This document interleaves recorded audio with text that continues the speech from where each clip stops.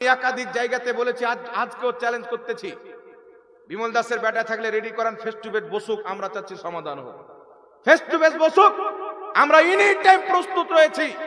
আল্লাহ পাকের আকার আকৃতি কিয়ামতের সকাল পর্যন্ত কোনো মৌলবি প্রমাণ করতে পারবে না। রেকর্ডিং হচ্ছে, এখানে মোবাইল আছে। কোন আহলে হাদিস আল্লাহ তাবারাক ওয়া তাআলা জিসিম প্রমাণ করবে, দেহ প্রমাণ করবে, আপনার আকার আকৃতি প্রমাণ করবে, কিয়ামত আসা সম্ভব, এটা প্রমাণ করা সম্ভব। এখন এরা কি করলো বাবা? কুরআন পাকে আয়াত হলো দুই ধরনের। পবিত্র কুরআন সূরা আলে ইমরান আয়াত নাম্বার 7 আল্লাহ বলছেন, এই কুরআন পাকে দুই ধরনের আয়াত রয়েছে। একগুলি আয়াত হচ্ছে আয়াতে মুহকাম, যার প্রকাশ্য অর্থ রয়েছে, আর একগুলি আয়াত হচ্ছে আয়াতে মুতাশাবিহাত, যার অর্থ আল্লাহ ছাড়া কেউ জানে না। এর অর্থ কেউ যদি জাহিরি নেই, আল্লাহ বলতে সে পথভ্রষ্ট হয়ে যাবে। তো হাত পাও চেহারার কথা আল্লাহ বলে কি বুঝিয়েছেন? আয়াতে মুতাশাবিহাত, আল্লাহ হাত বলেছেন, পাও বলেছেন, এটা দ্বারা আল্লাহর সিফাতকে বুঝিয়েছেন। এর অর্থ আল্লাহ ছাড়া কেউ জানে না। কিন্তু এর অর্থ আকার আকৃতি নেওয়া। তাহলে একটা কথা আপনাকে বলি, পবিত্র কুরআন সূরা ফাত্তা আয়াত নাম্বার 10 আল্লাহ সুবহানাহু ওয়া তাআলা বলছেন, এ আমার নবী মুস্তাফা, যারা আপনার হাতে বায়াত গ্রহণ করলো, তারা আমি আল্লাহর হাতেই বায়াত গ্রহণ করলো। আমি আল্লাহর হাত তাদের হাতের উপরে। তাহলে এখান থেকে কি বোঝা যায় বাবা? প্রকাশ্য মানা কি বোঝায়?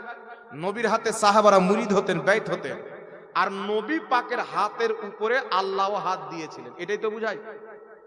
আল্লাহ কি মক্কাতে হাত দিতে এসেছিলেন? মদিনাতে এসেছিলেন? এর অর্থ আপনি কি বলবেন? আল্লাহ নিজের কুদরতকে বুঝিয়েছেন। তেমনি হাতের অর্থ কুদরত বুঝিয়েছেন, পায়ের অর্থ কুদরত বুঝিয়েছেন, চেহারার অর্থ কুদরত বুঝিয়েছেন। আর জান্নাতীদেরকে আল্লাহ কি জান্নাতে দেখা দিবেন, তো আকার আকৃতি না হলে কেমন করে দেখা দিবেন? এই যে কেমন শব্দ, এটাই হচ্ছে আল্লাহর জন্য ব্যবহার করা অবৈধ। কেমন শব্দ আল্লাহর জন্য ব্যবহার করা যাবে না। আল্লাহ হচ্ছে নিরাকার, আল্লাহ জান্নাতে দেখা দিবেন, কেমন করে দেখা দিবেন এটা আমার আল্লাহ জানে। আপনি বলবেন কেমন করে দেখা দিবে যদি আকার আকৃতি না থাকে? আপনি বলেন তো বাবা, একজন ব্যক্তি কাউকে যদি থাপ্পড় মারে ব্যথা করবে, কিন্তু ব্যথাকে আমরা দেখতে পাই না। আল্লাহ যদি চাই ব্যথাটা দেখাতে পারে কি পারে না? আল্লাহ পাক আছেন নিরাকার, যেমন তার নবী মুস্তাফাকে দেখা দিয়েছেন, তেমনি জান্নাতীদেরকে দেখা দিবেন। কিন্তু আল্লাহর আকার আকৃতি আসলো কোথায় থেকে? পৃথিবীর মুসলমান খ্রিস্টানেরা ইনজিল কিতাবের মধ্যে পরিবর্তন করে, যার নাম বাইবেল রেখেছে, সেই কিতাবের মধ্যে খ্রিস্টানদের পাদ্রী আলিমরা তারা চিন্তা করলো, আমরা ঈসা আলাইহিস সালামকে আল্লাহ পাকের বেটা বানাবো। তখন তারা কি করলো? ইনজিলের মধ্যে কাটছাট করে আল্লাহর আকার আকৃতির কিছু আয়াত বানিয়ে ভরে দিল। তারপর তারা কি বললো? ঈসা আলাইহিস সালাম আল্লাহর বেটা, আর মারিয়াম হচ্ছে আল্লাহর স্ত্রী। বলেন নাউজুবিল্লাহ। তখন আমার আল্লাহ পাক কুরআন পাকে একটি সূরা অবতীর্ণ করে তাদের রদ করলেন। সূরাটি হচ্ছে কুল হুয়াল্লাহু আহাদ আল্লাহুস সামাদ লাম ইয়ালিদ ওয়া লাম ইউলাদ ওয়া লাম ইয়াকুল লাহু কুফুয়ান আহাদ। আল্লাহ পাক বলেন, হাবিব তুমি বলে দাও, ওই আল্লাহ হচ্ছে এক। ও আল্লাহ এক, আল্লাহ বেনিয়াজ, আল্লাহ কওরির বেটা নয়, আল্লাহরও কোনো ছেলে পেলে নেই। আল্লাহ কাউকে জন্ম দেয়নি, আল্লাহকেও কেউ জন্ম দেয়নি। আল্লাহ পাক খ্রিস্টানদের রদ করলেন। আর দুর্ভাগ্যের বিষয় হচ্ছে, কিছু মৌলবি খ্রিস্টানদের দালালি করে তারাও কোরআন পাকের অপব্যাখ্যা করে আল্লাহ পাককে একটা মানুষ হিসেবে দাঁড় করাতে চায়, যে আল্লাহর হাত আছে, পাও আছে, চোখ আছে, নাক আছে। খবরদার মুসলমান, যারা আল্লাহর আকার আকৃতি মানে, এরা হচ্ছে জাহান্নামী। এদের পিছে মুসলমানের নামাজও হবে না, এদের বক্তব্য শোনা মুসলমানদের জন্য জায়েজ হবে না। এরা হচ্ছে মুজাসসামা, জাহান্নামী ফিরকার লোক, যাদের আকীদা থেকে মূর্তি পূজা চালু হয়েছে। এই আকীদা তালাক দিয়ে আল্লাহ পাক হচ্ছে নিরাকার, এটাই নবী মুস্তাফার যুগ থেকে আকীদা চলে আসছেন। এই আকীদা মুসলমানকে বিশ্বাস করতে হবে। এর পক্ষে আমি কয়েকটি ইমামের আপনাদের সম্মুখে রেফারেন্স পেশ করেছি। এই জন্য পৃথিবীর মুসলমান, আমাদের বক্তব্য হচ্ছে, যাদের আকীদা ঠিক নাই, আমল নিয়ে তার সাথে তর্ক করে লাভ নাই। আজকে মানুষকে হাত তুলে দোয়া করা যাবে না বলে, আজকে মানুষকে বলছে এখানে হাত বাঁধতে হবে, মানুষকে বলছে আমিন জোরে বলতে হবে, মানুষকে বলতেছে আপনার জালসাতে হাত তুলে দোয়া করা যাবে না, দাফন করার পর হাত তুলে দোয়া করা যাবে না, নামাজের পর হাত তুলে দোয়া করা যাবে না। এই সমস্ত কথা ইহুদি খ্রিস্টানদের ফান্ডিং কাজ করে, কোরআন হাদিস কাজ করে না। কোরআন হাদিসের কথা হচ্ছে ভিন্ন। মনে রাখবেন পৃথিবীর মুসলমান, মসলা দুই ধরনের দলিল দিয়ে প্রমাণিত হয়। একটা হচ্ছে দলিলে আম, একটা হচ্ছে দলিলে খাস। খাস দলিল মানে কি? 5 ওয়াক্তের নামাজ তাকে সময় মোতাবেক পড়তে হবে, এটা আল্লাহ খাস করে দিয়েছে। কথা বুঝতে পারছেন? আর দান, দুয়া, এটা আল্লাহ খাস করেনি, আপনি যখন পারবেন তখন দান করেন। না এটা আপনি দেখবেন যে জোহরের সময় দান করা যাবে কি যাবে না, 12টার সময় দান করা যাবে কি যাবে না, রাত্রে দান করা যাবে কি যাবে না। আল্লাহ বলেছেন তোমরা আল্লাহর রাস্তায় দান করো, 24 ঘন্টাতে যখন ইচ্ছা তখন দান করো। আল্লাহ বলছেন উদউনি আস্তাজিব লাকুম, তোমরা আমার কাছে দোয়া করো আমি কবুল করব। রাসূলের পাক বলছেন যখনই আল্লাহর কাছে কিছু চাইবে দুইখানা হাতকে উত্তোলন করে চাইবে, তো যখনই হাত তুলে দোয়া করবেন নবীর হাদিসে আমল হবে, এটাকে আমার নবী বৈধ করেছেন, আমার আল্লাহ বৈধ করেছেন। কয়েকটি কথা আপনাকে বলে দিই বাবা, ফরজ নামাজের পর আমাদের মসজিদগুলিতে দোয়া হয় কি হয় না, জোরে বলতে হবে। ফরজ নামাজের পর আমাদের মসজিদে দোয়া হয়। মনে রাখবেন যারা ফরজ নামাজের পর হাত তুলে দোয়া করাকে বিদাত মনে করে, এরাই হলো নিকৃষ্ট বিদাত। এদের ফাতওয়াতে আমাদের নবীও বিদাতি প্রমাণ হবে, সাহাবীও বিদাতি প্রমাণ হবে। তবে চমৎকার কথা হচ্ছে বাবা, একটুখানি লক্ষ্য করে শুনেন, আল্লাহ পাকের মেহেরবানি দেখেন। আহলে হাদিসদের সবচাইতে বড় মুহাদ্দিস আব্দুর রহমান মুবারকপুরী নিজের কিতাব তোহফাতুল আহওয়াজির 2য় খণ্ডের মধ্যে লিখতেছেন যে প্রসিদ্ধ মত হচ্ছে, সবচাইতে গ্রহণযোগ্য মত হচ্ছে ফরজ নামাজের পর সবাই মিলে হাত তুলে দোয়া করা ইসলামে জায়েজ রয়েছে। আহলে হাদিসদের কিতাব ফাতাওয়া নাজরিয়ার মধ্যে লেখা আছে ফরজ নামাজের পর সবাই মিলে হাত তুলে দোয়া করা ইসলামে জায়েজ এবং মুস্তাহাব রয়েছে। আহলে হাদিসদের কিতাব ফাতাওয়া আহলে হাদিসের মধ্যে লেখা আছে ফরজ নামাজের পর হাত তুলে দোয়া করা জায়েজ আছে, জোরে বল সুবহানাল্লাহ। তাদের কিতাবে লেখা আছে জায়েজ, আর এ বেটা তাদের বাপ দাদার কিতাব পড়েনি, তাহলে হাদিস কোরআন কি করে পড়বে বাবা? কথা বলেন। নিজের বাবের কিতাব যখন পড়েনি তো হাদিস কি করে পড়বে? এই জন্য পৃথিবীর মুসলমান, আমার আপনার নবীর হাদিস কি বলতেছে? তাফসিরে ইবনে আবি হাতিমের মধ্যে বিশুদ্ধ সনদে হাদিস বর্ণিত, সাহাবা ইকরাম বলতেছেন দয়ার নবী মুস্তাফা যখন নামাজ পড়তেন, সালাম যখন ফিরাতেন, মুস্তাকবিলাল কিবলা, কিবলার দিকে নিজের চেহারাকে করতেন, ওয়া রাফাআ ইয়াদাইহি, নিজের দুইখানা হাতকে উত্তোলন করতেন, ওয়া দুআ, তারপরে আমার নবী মুস্তাফা দোয়া করতেন। ফরজ নামাজের পর আমার নবী মুস্তাফা হাত তুলে দোয়া করেছেন। ফরজ নামাজের পর হাত তুলে দোয়া করা নবী মুস্তাফার তরিকা, জোরে বল সুবহানাল্লাহ। 2 নাম্বার চলে আসেন বিরাদর ইসলাম, ইমাম যার নাম হচ্ছে ইমাম ইবনুস সানি, নিজের কিতাব আমালুল ইয়াউমি ওয়াল লাইল কিতাবে একবারে সনদ সহ হাদিসটিকে উল্লেখ করেছেন। এই হাদিসটিকে আহলে হাদিসদের ইমাম ফাতাওয়া নাজরিয়াতে উল্লেখ করে ফরজ নামাজের পর সবাই মিলে হাত তুলে দোয়া করার বৈধ প্রমাণ করার দলিল হিসাবে পেশ করেছেন। দয়ার নবী মুস্তাফা বলতেছেন যেই ব্যক্তি প্রত্যেক ফরজ নামাজের পর নিজের দুইখানা হাত উত্তোলন করে দোয়া করবে, আল্লাহ তাবারাক ওয়া তাআলা তার দোয়াকে অবশ্যই কবুল করে নেবেন। তো প্রত্যেক ফরজ নামাজের পর হাত তুলে দোয়া আমার নবী করতে বলেছেন, আমার নবী ফরজ নামাজের পর হাত তুলে দোয়া করেছেন। পৃথিবীতে এমন কোন মায়ের লাল জন্ম হয়নি যে ফরজ নামাজের পর হাত তুলে দোয়া করাকে বিদআত প্রমাণ করে। ধরেন বিমল দাসের বেটাকে যে বসান সামনে, একবার বসান, আমি চ্যালেঞ্জ করে বলতেছি মুসলমান, কিয়ামত তো আসা সম্ভব হবে, বিদআত প্রমাণ করতে পারবে না। আর যদি বিদআত বলে আসে, তাদের কিতাব দিয়ে তারা কি বিদআতি বানিয়ে পাঠাবে, তারা কি বিদআতি প্রমাণ করব। এই জন্য পৃথিবীর মুসলমান, আমার নবী মুস্তাফা ফরজ নামাজের পর হাত তুলে দোয়া করেছেন। নবী বলেছেন যে ব্যক্তি প্রত্যেক ফরজ নামাজের পর হাত তুলে দোয়া করবে, আল্লাহ সুবহানাহু ওয়া তাআলা তার দোয়াকে কবুল করে নেবেন। ইমাম ইবনে কাসির রাহমাতুল্লাহ আলাইহি নিজের কিতাব আল বিদায়া ওয়ান নিহায়ার মধ্যে হাদিসটি এনেছেন। তারপরে ইমাম তাবারি রাহমাতুল্লাহ আলাইহি তারিখে তাবারির মধ্যে হাদিসটি এনেছেন। একটু লক্ষ্য করে শুনেন বাবা, আমার নবী মুস্তাফা একজন সাহাবীকে কিছু সংখ্যক সাহাবীর সরদার বানালেন, যিনার নাম হলো আলা বিন হাজরামি। তিনারা একটি জায়গা থেকে ফিরছিলেন, রাস্তাতে আরাম করলেন, রাত্রে ফজরের টাইম হলো, আজান দেওয়ার পর তিনারা জামাত চালু করলেন।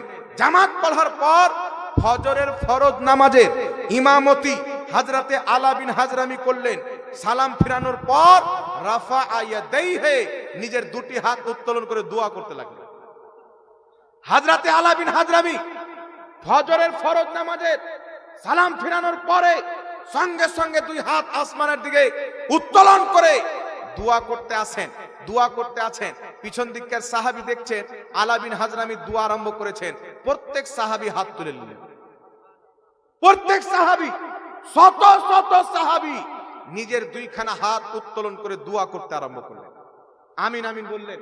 আলা বিন হাজরামি দোয়া করলেন, এত লম্বা দোয়া করলেন যে সূর্য বেরিয়ে চলে আসে। এবার আপনারা বলেন বাবা, ওই সব সাহাবী বিদাতি ছিলেন, কেউ শরীয়ত জানতো না, মুচির বেটা খ্রিস্টানের বেটা এরাই শরীয়ত বুঝে নিল।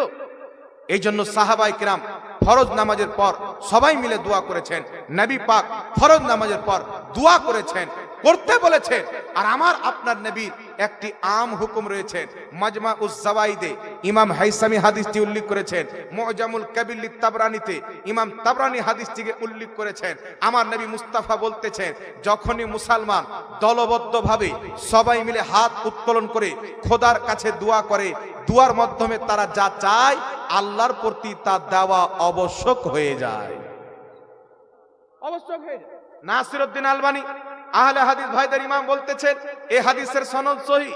ইমাম হাইসামি মাজমা জাওয়াইদে বলতেছেন হাদিসের সনদ সহিহ। ইমাম সানআনি বলতেছেন হাদিসের সনদ সহিহ। একাধিক ইমাম হাদিসটিকে সহিহ বলেছেন। দয়ার নবী বলতেছেন, যখনই মুসলমান দলবদ্ধ হয়ে সবাই মিলে হাত উত্তোলন করে দোয়া করবে, আল্লাহ তার দোয়াকে অবশ্যই কবুল করবে। এই জন্য পৃথিবীর মুসলমান যেখানে ভালো কাজের উদ্দেশ্যে একত্রিত হবে, সেখানে সবাই মিলে হাত তুলে দোয়া করলে আমার নবী মুস্তাফার হাদিসের উপর আমল হবে। কথা বল, বুঝতে পারলেন কি বলেন না বাবা? এইবার যারা দোয়া করে না, পালিয়ে যায়, তাদের ব্যাপারে হাদিসে কি আছে এটা জানতে হবে কি হবে না বাবা? তবে একটা হাদিস আর বলে দিই, আবু দাউদ শরীফের মধ্যে একবারে সহিহ হাদিসে, সহিহ সনদে হাদিস এসেছে। আমার নবী বলতেছেন, যখন তুমি আল্লাহর কাছে কিছু চাইবে, দুইখানা হাত উত্তোলন করে চাও। কারণ তোমাদের আল্লাহ হলো লজ্জাশীল। কোন ব্যক্তি যখন আল্লাহর দরবারে হাত তুলে, আল্লাহ তার হাতকে ফিরিয়ে দিতে লজ্জাবোধ করে। আল্লাহর নবী তো বলছেন সব জায়গাতে হাত তুলে দোয়া করো যখনই আল্লাহর কাছে চাইবে। এখন আপনাকে কি বলবে হুসমোটার বেটা, যে বাথরুমে দোয়া করবেন ওটাও হাত তুলবে, স্ত্রীর কাছে যাবেন তো ওটাও হাত তুলবে? তো আমি ওর উত্তরে একটাই কথা বলি, আপনাদের বাথরুম আর মসজিদ জালসা যদি এক জায়গা থাকে, সবটাই যদি নাপাক থাকে, তাহলে হাত তুলিয়েন না। আমাদের বাথরুম হলো নাপাক জায়গা, মসজিদ হচ্ছে পাক জায়গা। মসজিদে খোদার ইবাদত করতে যায়, জালসাতে খোদার বয়ান শুনতে যায়, আর রসুলের বয়ান অর্থাৎ কোরআন হাদিস শুনতে যায়। তো ভালো কাজ শুনতে যায়, তাই সেখানে হাত তুলি। আর নাপাক জায়গাতে ময়লা খারিজ করতে যায়, তাই সেখানে হাত তুলি না। কথা বুঝতে পারলেন? এই জন্য আপনাকে বলতে চাই, আচ্ছা বলেন তো বাবা, কেউ যদি বাথরুমে যায়, নবী বলছেন যেখানে মুসলমান দলবদ্ধভাবে দোয়া করবে, আল্লাহ অবশ্যই তাদের দোয়াকে কবুল করবে। এখন আপনারাকে প্রশ্ন করতে চাই, আমরা তো একা একা বাথরুম যাই, ও কি পুরা গোষ্ঠীকে নিয়ে বাথরুম যায় যে বাথরুমে দলবদ্ধভাবে দোয়া করবে? তো এরা যুক্তি দিয়ে ইসলামের খণ্ডন করছে আর মনে করছে আমরা হানাফিদের বিরুদ্ধে বলছি। বেটা, হানাফিদের বিরুদ্ধে বলা কোরআন হাদিসের বিরুদ্ধে বলা, ইমাম আজম আবু হানিফার বিরুদ্ধে বলা, সাহাবার বিরুদ্ধে বলা। সাহাবার বিরুদ্ধে বলা মানে নবী পাকের বিরুদ্ধে বলা। তো তুমি এটা মনে করেন যে হানাফিদের বিরুদ্ধে বলছো, তুমি ওই আবু হানিফা যে সাহাবীকে দেখেছেন, সাহাবী যারা নবী পাককে দেখেছেন, যাদেরকে জান্নাতের বাশারাত নবী মুস্তাফা দিয়েছেন, যে আমাকে দেখলো, আমাকে দেখনেওয়ালাকে দেখলো, তাদেরকে জাহান্নামের আগুন স্পর্শ করতে পারবে না, অর্থাৎ তারা জান্নাতি। জোরে বলেন সুবহানাল্লাহ। ইমাম বুখারী রাহমাতুল্লাহ আলাইহি নিজের কিতাব তারিখুল কবিরের মধ্যে বিশুদ্ধ সনদে হাদিস এনেছেন। বর্ণনাকারী হচ্ছেন আনাস ইবনে মালিক রাদিয়াল্লাহু তাআলা আনহু বলতেছেন, আমি একদিন নবী মুস্তাফা সাল্লাল্লাহু আলাইহি ওয়াসাল্লামের সঙ্গে একটা রাস্তাতে বের হলাম, মসজিদের সামনে গিয়ে দাঁড়িয়ে গেলাম। দেখতেছি ওই মসজিদে সবাই মিলে হাত উত্তোলন করে দোয়া করছেন। সবাই হাত উত্তোলন করে সম্মিলিতভাবে দোয়া করতেছেন। আমার নবী মুস্তাফা বলছেন, এই আনাস, আমি তাদের হাতে যা দেখতে পাচ্ছি, তুমি কি দেখতে পাচ্ছ? হযরতে আনাস বলছেন, ইয়া রাসূলুল্লাহ, আপনি কি দেখতে পাচ্ছেন? দয়ার নবী মুস্তাফা বলতেছেন, তারা সবাই মিলে আল্লাহর নিকটে হাত উত্তোলন করে দোয়া করতেছেন, আমি তাদের হাতে নূর দেখতে পাচ্ছি। হযরতে আনাস বলতেছেন, হুজুর দোয়া করে দেন, আমিও যেন সেই নূরটা দেখতে পাই। আমার আপনার নবী দোয়া করলেন, হযরতে আনাস বলছেন, আমিও সেই নূর দেখতে পেলাম। তারপর আনাস রাদিয়াল্লাহু তাআলা আনহু বলছেন, রাসূল পাক ইরশাদ করলেন, আনাস চলো, আমরাও সেই দুয়াতে শরীক হয়ে যাই। একটু জোরে হবে না সুবহানাল্লাহ? আমরাও সেই দুয়াতে শরীক হয়ে যাই। হযরতে আনাস রাদিয়াল্লাহু তাআলা আনহু নবী পাকের সঙ্গে গিয়ে তারাও হাত তুলে দুয়াতে শরীক হয়ে গেলেন। পৃথিবীর মুসলমান যদি সম্মিলিত দোয়া নাজায়েজ হতো, তাদের হাতে নূর কেন হতো, আযাব হতো? সম্মিলিত দোয়া নাজায়েজ হতো, আমার নবী শরীক কেন হলেন? চলে যেতেন। বুঝা কি গেল? যেখানে সবাই মিলে হাত তুলে দোয়া করে, যারা নবীর কলমা পাঠ করেছে তারা অংশগ্রহণ করবে, এটাই নবীর সুন্নাত। আর যারা ইহুদি খ্রিস্টানের কলমা পাঠ করেছে তারা সম্মিলিত দোয়াকে নাজায়েজ মনে করে হাতকে নামিয়ে রাখবে। এরা নবীর কলমা পড়া মুসলমান নয়, এরা হচ্ছে শয়তানের প্রোডাক্টের মুসলমান। নবী দুয়াতে শরীক হচ্ছেন, আল্লাহর পক্ষ থেকে নূর দেখতে পাচ্ছেন, আর মোল্লা বলছে সম্মিলিত দোয়া করা যাবে না। একবার সামনে বসে যাও বেটা, 5 মিনিটে তোমার কাস্তি যদি নৌকাতে ডুবিয়ে না দিই তো জীবনে বাংলার মাটিতে বাজ করবো না। এই জন্য পৃথিবীর মুসলমান আপনাদেরকে বলতে চাই, নামাজের টাইম আল্লাহ নির্ধারিত করে দিয়েছেন। আল্লাহ বলছেন আমি নির্ধারিত সময়ে মুসলমানদের প্রতি নামাজ ফরজ করেছি। দোয়া করার সময় আল্লাহ নির্ধারিত করেননি। জালসাতে, জানাজাতে, দাফন করাতে, ভালো কাজে মুসলমান একত্রিত হয়, সেখানে হাত তুলে দোয়া করবে। আমার নবীর মাজমাউ সাওয়াইদের সহিহ হাদিসে আমল হবে। নবী পাক বলছেন যখনই মুসলমান সবাই মিলে হাত উত্তোলন করে দোয়া করে, আল্লাহ তাদের দোয়াকে 100% কবুল করে নেয়। আল্লাহর প্রতি ওয়াজিব হয়ে যায় দোয়াকারী যা চাইবে তা দেওয়া। এই জন্য পৃথিবীর মুসলমান যুগ যুগ থেকে ফজর নামাজের পর, জানাজার নামাজের পর, দাফন করার পর সবাই মিলে হাত তুলে দোয়া করে, নবী মুস্তাফার হাদিসের প্রতি আমল করে। এইগুলিকে যারা বিদাতি বলে, এরা জাহিল আর মূর্খ ছাড়া, ইসলামের দুশ্মন ছাড়া কেউ হতে পারে না। এবার আগিয়ে চলেন পৃথিবীর মুসলমান। নামাজের ফরজ নামাজের পর দোয়া করা যায়, সবাই মিলে হাত তুলে, তাদের কিতাবও আছে। আমি তাদের কিতাবের নাম বলে দিয়েছি, তোহফাতুল আহওয়াজি, ফাতাওয়া নাজিরিয়া, ফাতাওয়া আহলে হাদিস। আরো তাদের কিতাবের মধ্যে আছে, কয়েকটাই হচ্ছে যথেষ্ট। এইবার আপনাদেরকে বলি বাবা, আচ্ছা বলেন তো, আগামীতে আমাদের রমজান মাসের তারাবি আসতেছে। তারাবির নামাজ 8 রাকাত পড়তে হবে না 20 রাকাত পড়তে হবে? তা আপনারা 20 রাকাত পড়েন, তাই বলবেন 20 রাকাত পড়তে হবে? মার্কেটে এমনও লোক আছে, ওরা বলছে 8 রাকাতটা পড়া সুন্নাত আর 20 রাকাত পড়া বিদআত। যেটা 1450 বছর থেকে চলে আসছে, ওটা এখন হয়ে গেল বিদআত। এরা যুক্তি তর্ক দিয়ে একটা জিনিসকে জায়েজ বানিয়ে দিচ্ছে মানুষের সামনে, আর মানুষ মনে করছে এটাই জায়েজ। গোটা দুনিয়া জাহান্নামে চলে গেল 20 রাকাত তারাবি পড়ে, আর 8 রাকাত তারাবি পড়ে জান্নাতে যাবে। আর বাংলাদেশে একটা দেওবন্দির সাথে বসে ওকে একটু বোকা বানিয়ে দিয়েছিল, মনে করছে আমি ময়দান মেরে নিয়েছি। মাকা দুধ পিয়া হে, তো তারাবির নামাজ কয় রাকাত পড়তে হবে আমাদের সামনে বসো।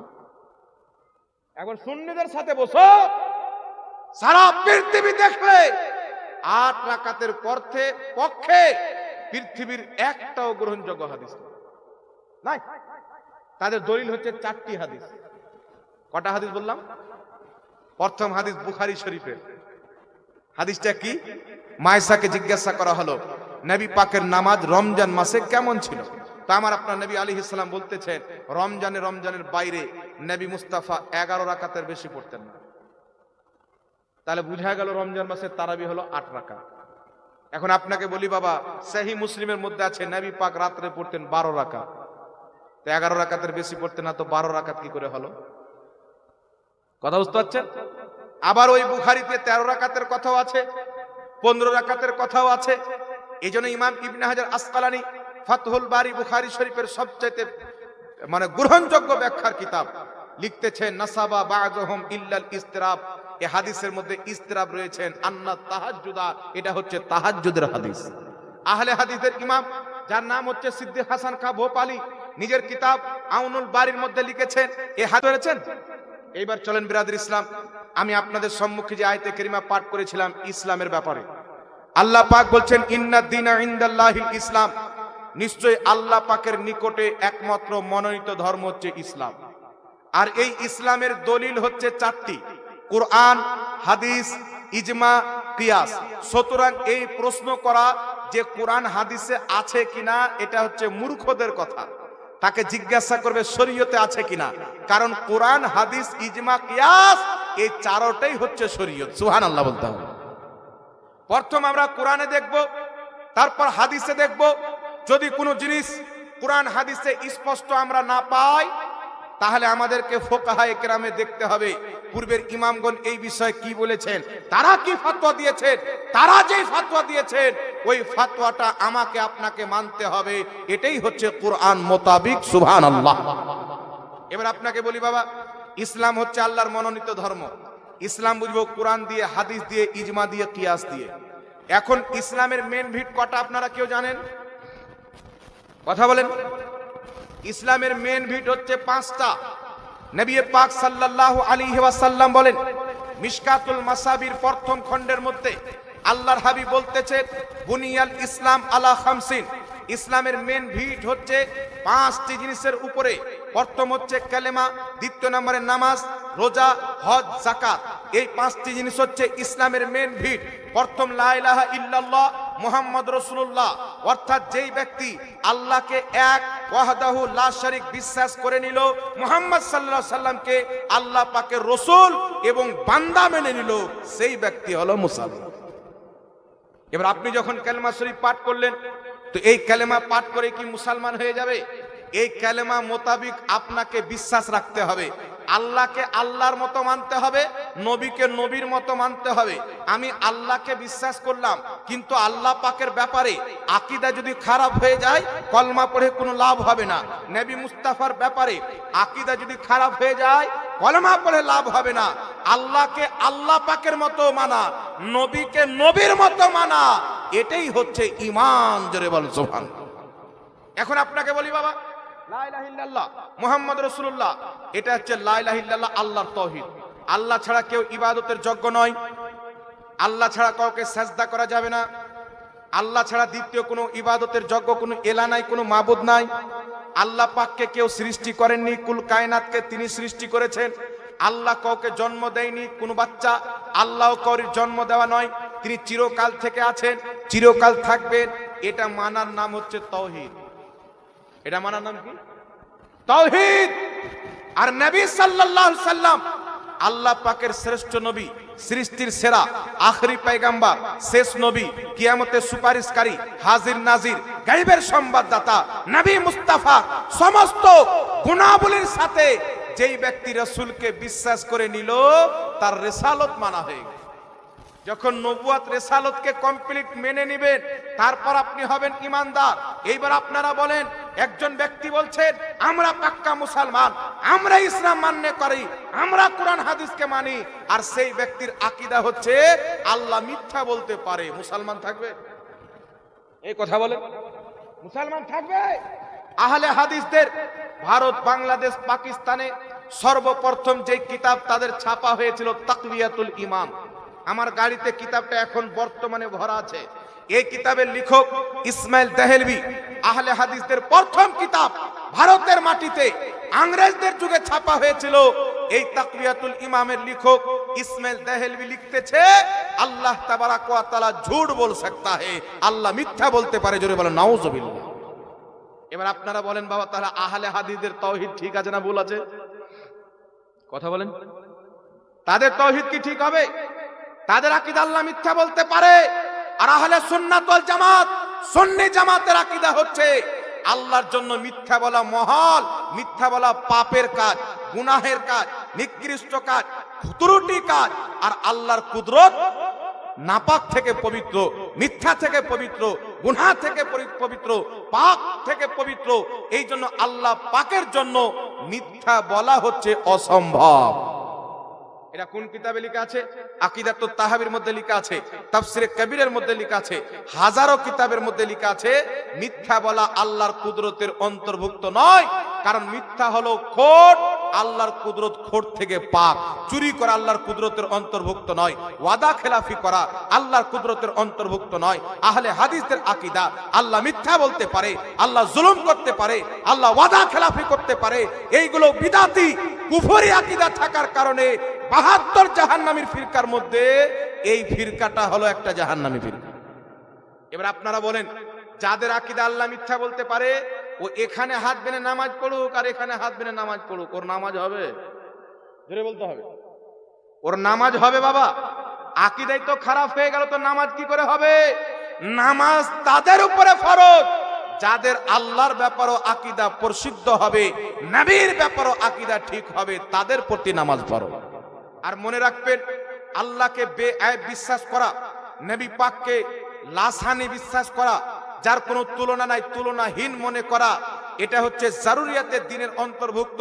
কিয়ামত হবে বিশ্বাস করা জারুরিয়াতের দিন, জান্নাত জাহান্নাম আছেন বিশ্বাস করা জারুরিয়াতের দিন। কোন ব্যক্তি যদি জারুরিয়াতের দিনের মধ্যে একটিকে অস্বীকার করে, তাহলে সেই ব্যক্তি মুসলমান থাকবে না, যতই নামাজ পড়ে। তেমনি আল্লাহ পাক চিরকাল সত্যবাদী। আল্লাহ মিথ্যা বলতে পারে না, মিথ্যা বলা অসম্ভব। আল্লাহর কুদরতের অন্তর্ভুক্তই মিথ্যা আছে না, এটা বিশ্বাস করাও জারুরিয়াতের দিন। কেউ যদি বলে আল্লাহ মিথ্যা বলতে পারে কিন্তু বলে না, তবুও সে কাফির হয়ে যায়, মুসলমান থাকবে না। তাহলে যারা আজকাল মুসলমান নয়, যাদের আকীদা খ্রিস্টান চাইতে খারাপ, ইহুদির চাইতে খারাপ, আরে হিন্দু ভাইকে যদি জিজ্ঞাসা করে ভগবান কি মিথ্যা বলতে পারে, সেও বলবে ভগবান কি জন্য মিথ্যা বলবে, ভগবান তো সত্য মিথ্যা বলতে পারে না। হিন্দু ভাই বলবে এই জমিনের মাটিতে আহলে হাদিসদের নিকৃষ্ট আকীদা, আল্লাহ মিথ্যা বলতে পারে। এই জন্য পৃথিবীর মুসলমান তারা না খোদাকে খোদার মতো মানে, না নবীকে নবীর মতন মানে, তারা তাদের মৌলবি ছাড়া কাউকে প্রাধান্য দেয় না মুসলমান। এবার আগিয়ে চলেন পৃথিবীর মুসলমান। এখানে তো আল্লাহর ব্যাপারে হলো। দ্বিতীয় নম্বরে আরেকটা কথা বলে দিই, আপনারা শুনে হবেন, আপনারা জানেন তারা আল্লাহ পাকের দেহ মানে কি মানে না, কথা বলেন। তারা বলে আল্লাহর হাত আছে, আল্লাহর পাও আছে, আল্লাহর দেহ রয়েছে, আল্লাহর আকার আকৃতি রয়েছে। এই পৃথিবীর মুসলমান আপনাকে বলতে চাই, আমার নবী মুস্তাফা দিন প্রচার করেছেন কম বেশি আপনার 1460 বছর পূর্বে। কত বছর? 1460 বছর পূর্বে আমার আপনার নবী ইসলামের প্রচার ও প্রসার আরম্ভ করেছেন। নবীর যুগ, সাহাবীর যুগ, তারপর যুগ থেকে নিয়ে লক্ষ লক্ষ ইমাম পৃথিবীর মাটিতে এসেছেন। আজ পর্যন্ত কোন একজন ইমাম নিজের কিতাবে লেখেনি যে আল্লাহর আকার আকৃতি আছে, কিন্তু তারা কোরআন পাকের ওই ব্যাখ্যা করলো যেই ব্যাখ্যা 1450 বছর থেকে পূর্বের মুফাসসির মুহাদ্দিসগণ মেনে এসেছেন। তাদের ব্যাখ্যাকে ভুল বলে ইংরেজদের দেওয়া ব্যাখ্যা বিশ্বাস করলো। আল্লাহ কোরআনে হাতের কথা বলেছেন, মানে আল্লাহর হাত আছে। পায়ের কথা বলেছেন, মানে আল্লাহর পাও আছে। জান্নাতে আল্লাহ জান্নাতীদেরকে দেখা দিবে, যদি আল্লাহর আকার আকৃতি না হয় তো কেমন করে দেখা দিবেন? এর মানে হচ্ছে আল্লাহর আকার আকৃতি আছে। এই সম্পূর্ণ হচ্ছে ভিত্তিহীন কথা। এটা হলো কিয়াস। আল্লাহ পাক পরওয়ারদিগারে আলম হাতের কথা বলেছেন, পায়ের কথা বলেছেন, চেহারার কথা বলেছেন, কিন্তু বিরাদর ইসলাম এর অর্থ আল্লাহ কি বুঝিয়েছেন? ইমাম মাতুরিদি তাফসিরে মাতুরিদির মধ্যে, ইমাম কুরতুবী তাফসিরে কুরতুবীর মধ্যে, ইমাম ইবনে হাজার আসকালানি ফাতহুল বারির মধ্যে, ইমাম নববী শারহে মুসলিমের মধ্যে হাজারো ইমামগণ লিখেছেন। ইমাম বাইহাকি রাহমাতুল্লাহ আলাইহি 1150 বছর পূর্বে আসমা ওয়াস সিফাত কিতাবের মধ্যে লিখেছেন, আল্লাহ যেখানে হাত পা চেহারার কথা বলেছেন, এর দ্বারা আল্লাহ পাক নিজের সিফাতকে বুঝিয়েছেন, আকার আকৃতিকে বুঝায়নি।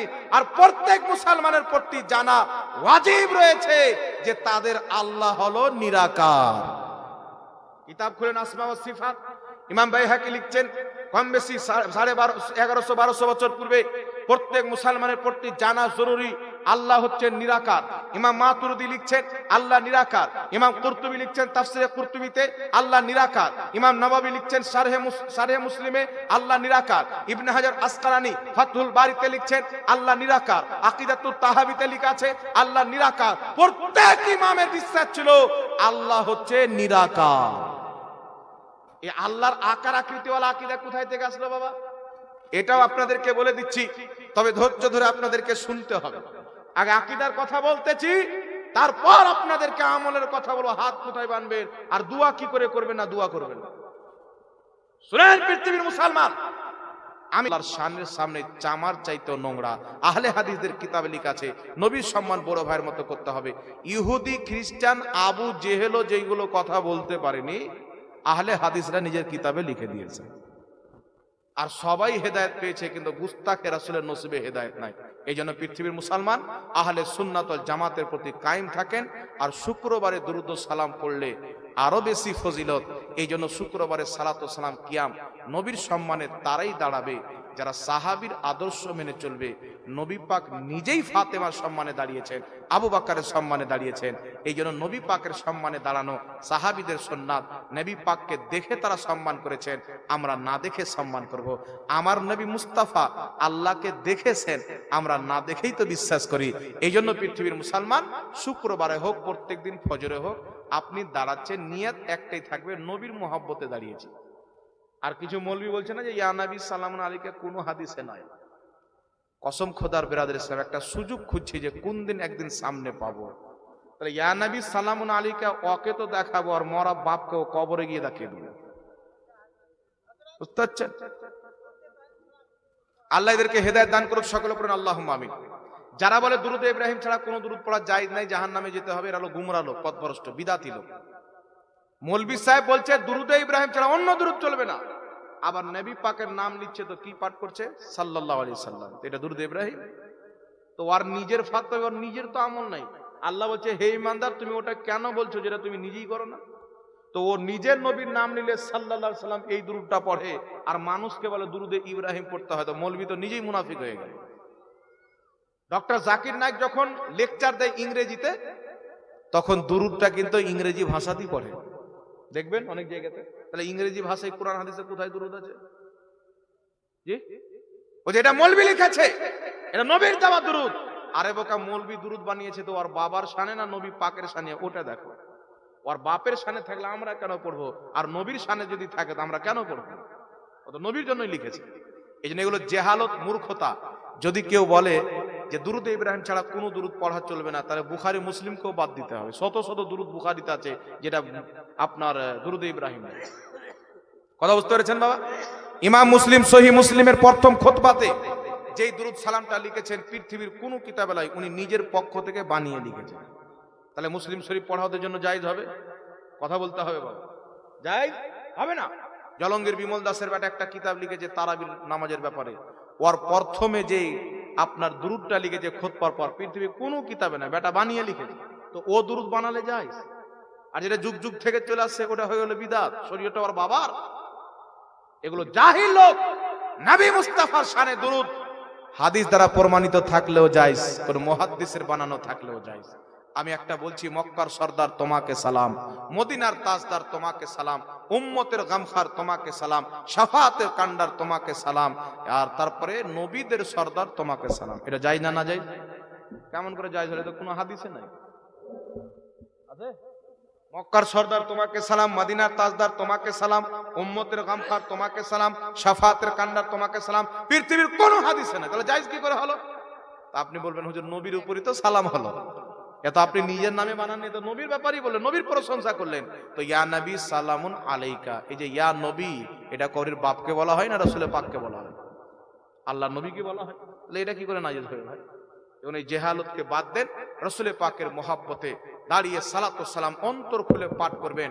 কেউ যদি মানা করতে আসে তাকে তালাক দিবেন, নবীর দুরূদ ও সালামকে তালাক দেওয়া হবে না। সাহাবায়ে কেরাম নবীর যে চুল পরিমাণে বেয়াদবি করেছেন, ওমর ফারুক তার গর্দানকে মেরে দিয়েছেন। নামাজ নবীর পিছে পড়ছেন, যুদ্ধ করতে যাচ্ছেন নবীর সাথে, কাবার তাওয়াফ করছেন নবীর সাথে, আর বলতেছেন যে নবী পাক সাল্লাল্লাহু আলাইহি ওয়াসাল্লাম ফয়সালা করে দিলেন। আর তারপর আবার উমরের নিকটে গিয়েছেন, তারপরে বলছেন উমর, নবী পাকের কাছে গিয়েছিলাম, উনি ফয়সালা করে দিয়েছেন, আপনার কাছে দ্বিতীয়বার এসেছি। উমর ফারুক তালওয়ার নিয়ে গর্দান মেরে দিলেন যে নবীর ফয়সালা হওয়ার পর আমার কাছে আসা মানে নবীর ফয়সালাকে অপমান করা, তোমার বেঁচে থাকার অধিকার নাই, গর্দান মেরে দিলেন। নবীর পিছনে নামাজ পড়তেন, রাসূলুল্লাহর সঙ্গে হজ করত, ওই লোকটার গর্দান কাটছেন উমর ফারুক। আল্লাহ ফেরেশতা পাঠাচ্ছেন জিবরিলকে, এসে বলছেন ইয়া রাসূলুল্লাহ, উমর যাকে কতল করেছে আল্লাহ পাক উমরের ফয়সালাতে রাজি হয়ে গেছে। নবীর চুল পরিমাণে বেয়াদবি করলে মুসলমান থাকবে না। তারা বলছে নবী মরে মাটির সাথে মিশাইছে, নবীর মুখে গন্ধ ছিল। আল্লাহ মিথ্যা বলতে পারে? আল্লাহর হাত পা আকার আকৃতি আছে, এগুলো ইহুদি খ্রিস্টানদের আকীদা। যতই নামাজ পড়ুক এরা হচ্ছে চিরস্থায়ী জাহান্নামী, জান্নাতে তারাই যাবে যারা খাজা মঈনুদ্দিন চিশতির আদর্শকে মেনে চলবে, বাগদাদের গৌসে আজমের আদর্শ মেনে চলবে, নিজামউদ্দিন আউলিয়ার তরিকাতে থাকবে, কুতুবউদ্দিন বাখতিয়ার কাকির তরিকাতে থাকবে। সারা পৃথিবীতে যেই আল্লাহর ওলিরা নবীর সুন্নাতে আমল করে বেলায়েতের দরজা পেয়েছেন, তাদেরকে ফলো করে চলুন, আপনার দুনিয়াও কামিয়াব হয়ে যাবে, আখিরাতও কামিয়াব হবে। এত বড় বড় আল্লাহর ওলি ছাড়তে বিমল দাস মুচি খ্রিস্টান ইহুদি এ বেটা আবার কোথায় থেকে আসে? ও সামনে বসার, ওর সামনে বই খুলে দেবো, এক লাইন পড়ো, কোন পাকে পালাবে লুঙ্গি সামনে ও নিজেই খুঁজে পাবে না। আর আমাদের মুসলমান মনে করছে কি একটা খ্রিস্টান যদি দাড়ি ছেড়ে দেয়, একটা টুপি লাগিয়ে দেয়, এত নাম্বার হাদিস এটা লেখা আছে, এত নাম্বার হাদিস এটা লেখা আছে, ও মুসলমানদের ঈমান এত দুর্বল হয়ে গেছে ওই খ্রিস্টানকে গিয়ে সমর্থন করে, না হলো 5টা লক্ষের ভক্ত হয়ে। এতদিন আপনারা মুসলমান ছিলেন না? আপনার বাপ দাদা 14 গোষ্ঠী বড় বড় মুহাদ্দিস ইমামরা কিয়াম করেছে, তারা সব জাহান্নামে চলে গেল, আর আজকে জান্নাত দিতে এসেছে। যে বলে কিয়াম করা চলবে না, একে তো জুতা লিয়ে পিটা উচিত রাস্তায় 4 ময়নাতে। ও কিয়াম করা হারাম বললো মানে পূর্বের সমস্ত মুসলমানকে জাহান্নামী বলবে। আর যে পূর্বের মুসলমানকে জাহান্নামী বলবে আর আমাদের সামনে জাহান্নামী বলে চলেও যাচ্ছে, আমরা কিছুই বলছি না, এটাই হচ্ছে গুমরাহিয়াতের পরিচয়। সাবধান থাকতে হবে মুসলমান। আহলে সুন্নাত ওয়াল জামাত পানিতে ভেসে আসা দল নয়। আহলে হাদিস ইংরেজরা তৈরি করেছে, আহলে সুন্নাত ওয়াল জামাত মুহাম্মদ রাসূলুল্লাহ তৈরি করেছে।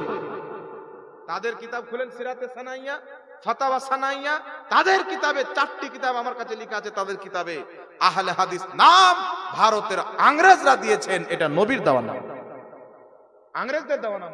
এই জন্য নিজেকে আহলে হাদিস বলে পরিচয় দেওয়াটাই হচ্ছে হারাম। কথা বুঝতে পারছেন বাবা? আল্লাহ বুঝার তৌফিক দান করুক। যাই হোক ব্রাদার ইসলাম, আপনাদের সম্মুখে একটি কিতাব নিয়ে এসেছি।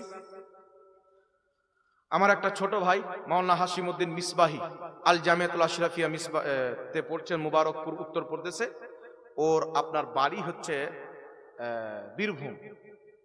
সে এই কিতাবটি লিখেছে, কিতাবটির নাম হচ্ছে বাতিলের খণ্ডনে হানাফি দালাইল। এইরকম এইরকম এইরকম এইরকম সব দলিলাতি পাবেন, আমাদের সব দলিলগুলাতি পাবেন। কে সহি বলেছেন, কত নাম্বার হাদিস, উটের মুত যারা খায় ওদের খণ্ডনও দলিলাতি পেয়ে যাবেন। বলে না উটের পেশাব খাওয়া যায়। আল্লাহর নবী ইমাম বাইহাকি লিখছেন, যারা উটের পেশাব খেয়েছিল, পান করেছিল, নবী পান করতে বলেছিলেন, বুখারীর হাদিস, এরা ছিল মুনাফিক। নবীর কাছে গিয়ে কলমা পড়ে পরে আবার ইসলাম ছেড়ে দিয়েছিল, মুরতাদ হয়ে গেছে, এরা মুনাফিক ছিল। ইমাম বাইহাকি সুনানুল কুবরা লিল বাইহাকিতে লিখতেছেন, আল্লাহর নবীকে আল্লাহ ওহির মাধ্যমে জানিয়েছিলেন যে এই মুনাফিকদের জন্য শেফা, এ নাপাক জিনিসে রাখা হয়, খাওয়ান, তাই তাদেরকে খেতে বলেছিলেন। কোন মুসলমানের জন্য মুদ দুধ খাওয়া যায় না। কথা বুঝতে পারছেন? ওদের ছাড়া পৃথিবী কাউরির জন্য জায়েজ নাই। আহলে হাদিসরা খেতে পারে, কারণ ওই মুনাফিকদের এরা আলাও না। বুঝতে পারছেন? ওরা মুদ খাক, আরো কি খাক। আমরা সাবে বারাতে হালুয়া খেলে বলছে হালুয়া খাওয়া আলো, সিন্নিখোর সিন্নিখোর।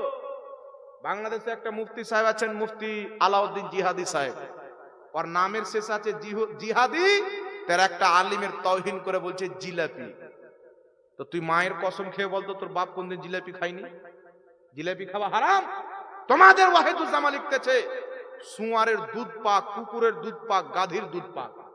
তো তোমাদের নিকটে সুয়ারের দুধ খাওয়া যায়, কুকুরের দুধ পান করা যায়, তাহলে তোমরা হালুয়া কেন খাবে? ওগুলো খাও। ওর চাইতে জিলাপি খাওয়া ভালো না খারাপ বাবা? কথা বলে। এদের কিতাব, আহলে হাদিসদের কিতাব উরফুল জাদির মধ্যে লেখা আছে, কোন ব্যক্তি যদি কোনো মহিলার সঙ্গে জেনা করে আর তার যদি মেয়ে জন্ম নেয়, মেয়েটা যদি বড় হয়, তাহলে যেই ব্যক্তি জেনা করে বেটি জন্ম দিয়েছে ওর নিজের বেটিকে বিয়ে করার জন্য জায়েজ আছে। বেটিকে বিয়ে করা জায়েজ কিতাবে লিখছেন, চিন্তা করেন। আর আমাদের ফাতাওয়া আলমগীর করতে আঙুল তুলতেছে। এদের কিতাবের মধ্যে লেখা আছে কুকুরের জুঠা পাক, সুয়ারের জুঠা পাক। আপনার বাড়ির কোনো খাবারে যদি কুকুর মুখ দিয়ে দেয়, সুয়ার মুখ দিয়ে দেয়, তো ওটা আপনি খেতে পারবেন, পাক, সমস্যা নাই। উজু করা পানিতে মুখ দিয়ে দিলে উজু করার সমস্যা নাই, কিন্তু ইসলাম বলতেছেন ওই পানিটাতে উজু করা যাবে না। তাদের নিকটে সুয়ারও পাক, কুকুরও পাক। তাদের কিতাব নুজুলুল আবরারের মধ্যে লেখা আছে, কানজুল হাকাইকের মধ্যে লেখা আছে। এটা বানিয়ে বলছে না মুসলমান। এই জন্য আপনাদেরকে বলতে চাই, আমাদেরকে বলছে জিলাপি খোর, আর এদের মৌলভী সাহেব বলছে মানুষের বীর্য হলো পবিত্র, ইচ্ছা করলে খেতেও পারে। তাহলে চিন্তা করেন বাবা, আমরা জিলাপি খোর, ওরা কি কি খোর হচ্ছে। তো কিছু মাসলা আছে যেটা বলার লয়, তবু মানুষের সামনে বলতে হচ্ছে হেদায়েতের জন্য। না বললে যে চোর